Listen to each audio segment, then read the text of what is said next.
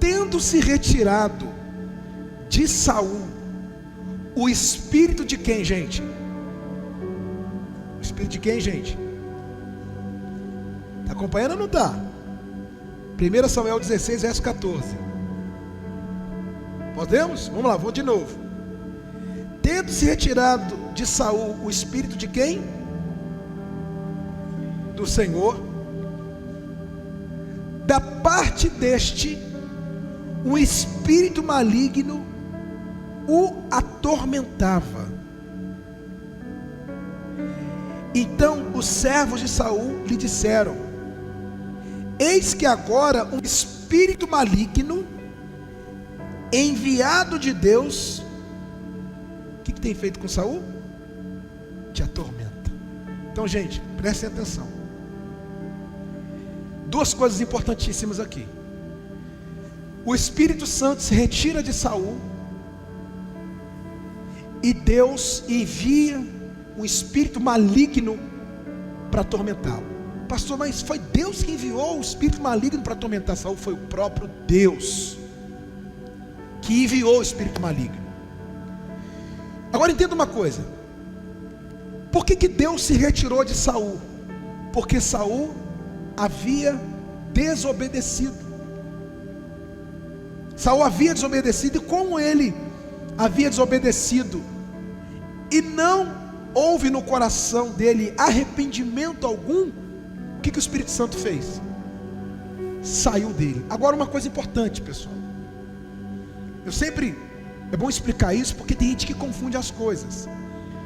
Muitas pessoas usam esse trecho para afirmarem que o Espírito Santo sai da pessoa. Entenda uma coisa: o Espírito Santo que agiu no Antigo Testamento, agiu no Novo Testamento, que age hoje, é o mesmo. Não são dois Espíritos, é um só. Só que no Antigo Testamento, na Antiga Aliança, o Espírito Santo vinha, se apossava da pessoa para cumprimento de uma missão, para capacitar a pessoa para uma missão. No Novo Testamento, na Nova Aliança, o Espírito Santo vem para regenerar, para capacitar também, mas para regenerar. Por isso que você vai ver, por exemplo, o Espírito Santo que saiu de quem? Outra pessoa que o Espírito Santo saiu de Sansão. De Sansão. Mas por que saiu de Sansão? Porque ele havia desobedecido, ele deixou de cumprir aquela missão. Deu para entender? Então assim, o Espírito Santo saiu, o Espírito do Senhor saiu de Saul porque ele desobedeceu, e Deus enviou o espírito mau para atormentá-lo. Então duas coisas, pessoal: o Espírito Santo, o Espírito do Senhor se retira, e o espírito mau vem para atormentá-lo. E detalhe, o espírito mau não se apossou de Saul, que não fala que se apoderou dele, ele veio para atormentá-lo. Você vai entender por que estou falando isso. Muito bem. Só para você entender, quando o Espírito do Senhor se retirou de Saul, ele continuou reinando, gente.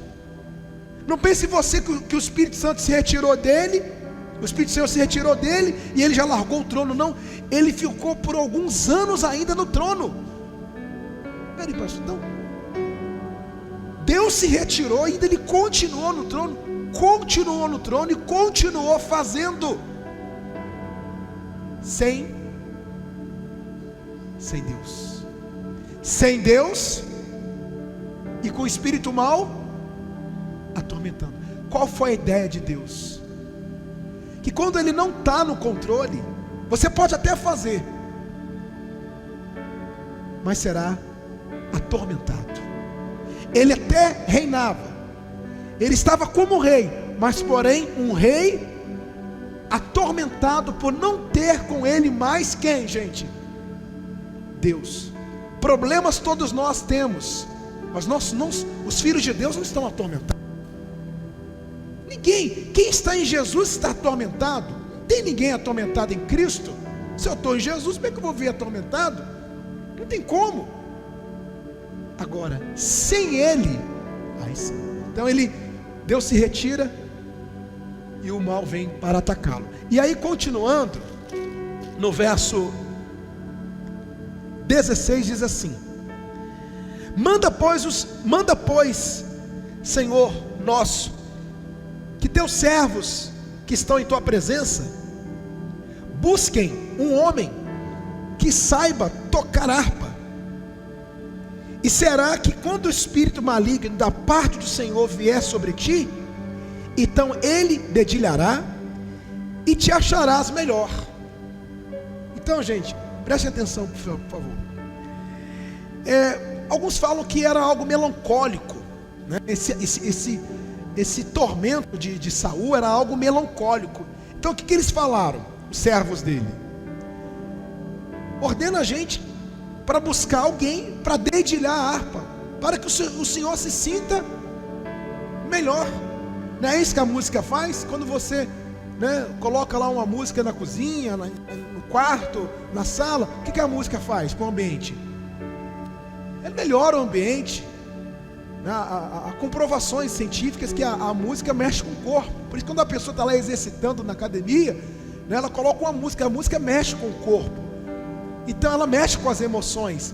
Então a ideia deles: vamos buscar alguém para tocar, para o Senhor se sentir melhor, porque ele estava tão atormentado. E ele atormentado, os outros também viviam atormentados. Então eles queriam o quê? Paz no ambiente. Eles queriam que Saul ficasse mais tranquilo, mais leve. E deram a ideia de buscar uma pessoa que sabia tocar harpa. Então entenda uma coisa: Deus se retira, o espírito mal vem e alguém sugere um homem para tocar harpa. Olha só quem aparece, verso 17. Disse Saul aos seus servos: buscai-me, pois, um homem que saiba tocar bem, e trazei-me. Então respondeu um dos moços e disse: conheço um filho de quem, gente? De Jessé, o belemita, que sabe tocar, e é forte, e o que mais? E valente, homem de guerra, sisudo em palavras, e de boa aparência, e o Senhor é com ele. Então, olha que maravilha, só para vocês entenderem. Um dos moços, um dos servos, eu conheço uma pessoa, e começou a falar as características de Davi: sisudo, homem forte, valente, homem de guerra, boa aparência. E no final, o Senhor é com ele. A grande qualidade de Davi não era sua aparência, não era habilidade. Davi, ele tinha um dom extraordinário para tocar harpa. Ele era habilidoso na harpa. Sua principal qualidade: o Senhor é com ele. Então o que nós vemos aqui? Deus, na sua soberania, no seu propósito, criou uma situação para introduzir quem? Quem, gente? Davi. O que tem a ver o espírito mal com a harpa? O que tem a ver o espírito mal com Davi? Mas lembra que eu falei para vocês que Deus cria situações?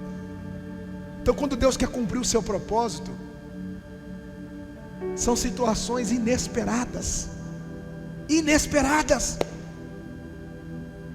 Lembraram de Davi, e o principal, o Senhor era com ele. E aí, continuando, no verso 19, gente, diz assim: Saul enviou os mensageiros a Jessé, dizendo: envia-me Davi teu filho, o que está com as ovelhas. Tomou, pois, Jessé um jumento e o carregou de pão, um odre de vinho e um cabrito. Enviou-os a Saul por intermédio de Davi seu filho. Assim Davi foi a Saul, esteve perante ele, este o amou muito e o fez o seu escudeiro. Então, pessoal, Quando Davi chega no reino de Saul, Saul se apaixonou, modo de falar, ficou apaixonado por Davi, gostou muito de Davi, caiu na graça de Saul. Mas qual era a ideia? Entenda isso. Quem foi o sucessor de Saul? Quem, gente? Davi. Mas como Davi era inexperiente, e olha o propósito de Deus, Deus introduz Davi no reino, para que Davi conhecesse a corte do reino, para que Davi conhecesse todas as pessoas, e para que ele ficasse conhecido diante de Israel, tocando harpa, não como rei. Entrou no reino, entrou na corte, tocando harpa, porque a ideia de Deus era preparar Davi. Essa era a ideia de Deus, preparar Davi. Entenda uma coisa, Deus, Ele não, uma frase muito conhecida, Ele não chama pessoas capacitadas, Ele escolhe pessoas capacitadas, Ele capacita os escolhidos. Como por exemplo, hoje foi falado na mentoria, achei interessante isso. Lutero, por exemplo, Lutero, ele era um homem perturbadíssimo, gente. Lutero era conhecido como perturbado. Era um homem, você tem uma ideia, ele gastava 2 horas no confessionário com os padres, todo dia estava 2 horas confessando os seus pecados aos padres. Chegou uma hora que os padres não aguentavam mais Lutero. Olha, quando você pecar de verdade, você vem.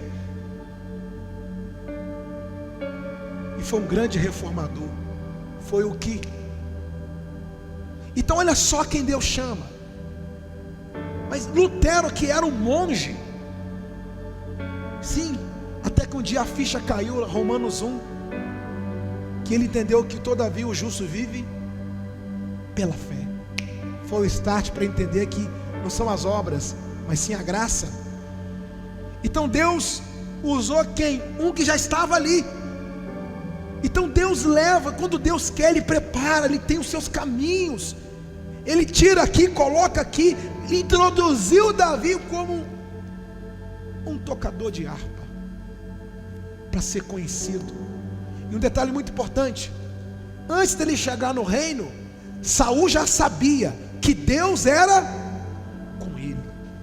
E para continuar, no verso 23, ou melhor, 25, diz assim: Saul mandou dizer a Jessé: deixa estar Davi perante mim, pois me caiu em graça. E sucedia que quando o espírito maligno da parte de Deus vinha sobre Saul, Davi tomava a harpa e dedilhava. Então Saul sentia alívio e se achava melhor. E o espírito maligno, o que, gente? Se retirava dele. Ouça com atenção. Quando Davi tocava a harpa, ele sentia alívio, e o espírito maligno embora. Por que isso? Inclusive tem gente que até critica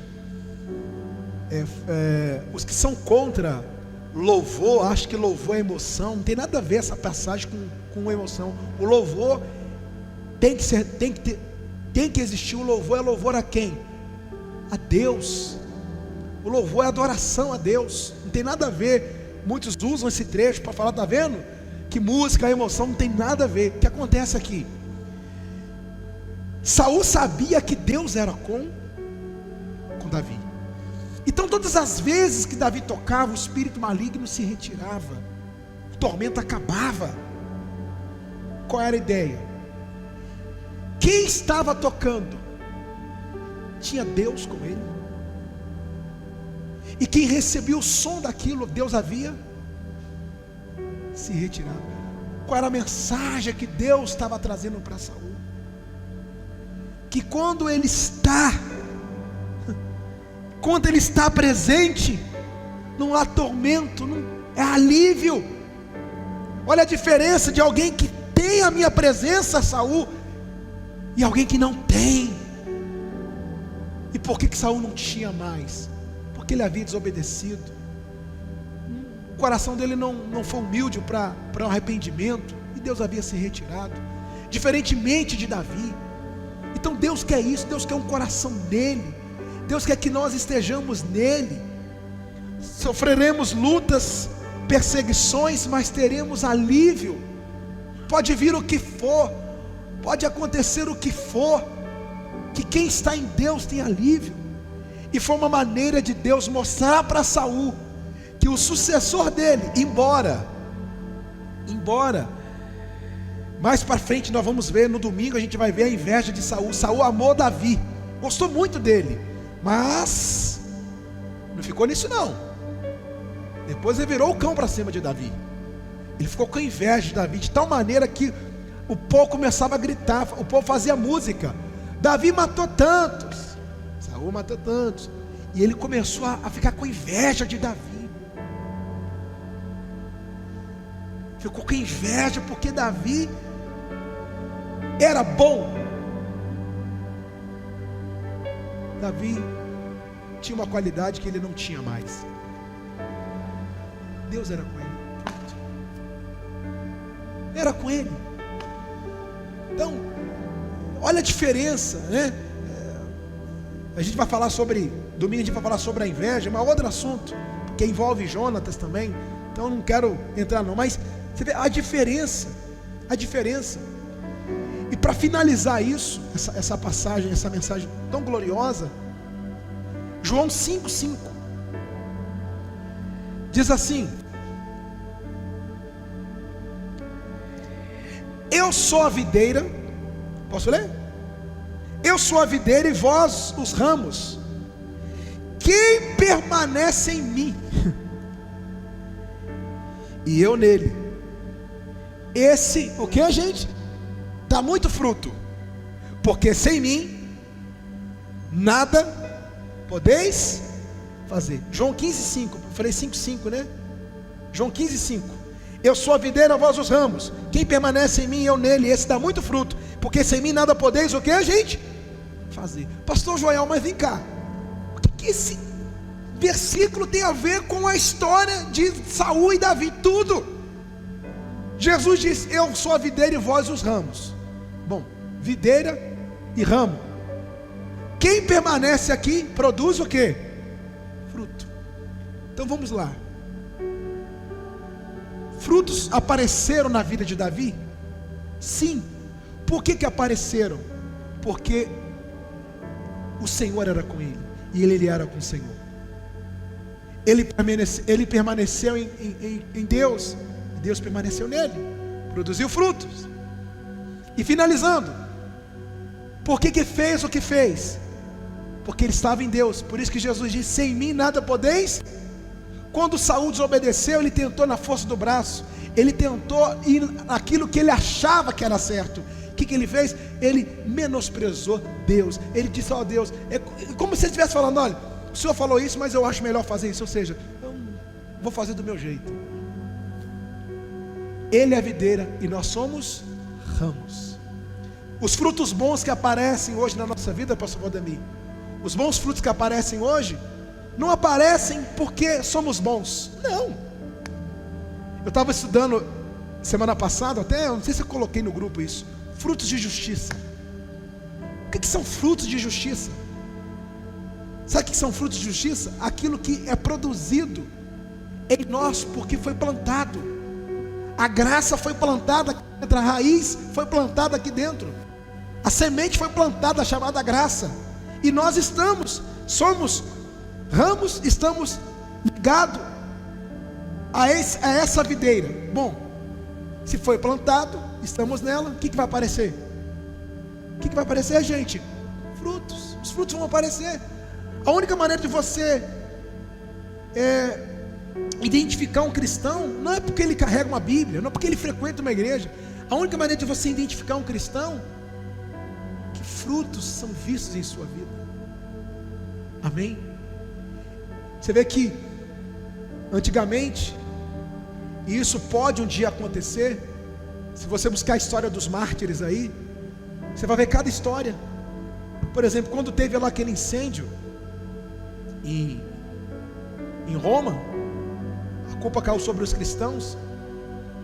Só para vocês terem uma ideia, eles perseguiram os cristãos até a morte. Eles pegavam os cristãos, eles amarravam nos postes, porque a cidade estava sem luz. E eles faziam dos cristãos, eles pegavam uma lata de piche, jogavam sobre eles e ateavam fogo. E eles ficavam, os cristãos pegando fogo, iluminando a cidade. Eles faziam dos cristãos luminárias, para iluminar a cidade.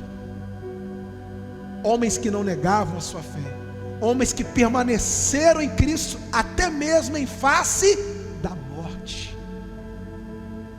Amém, pessoal?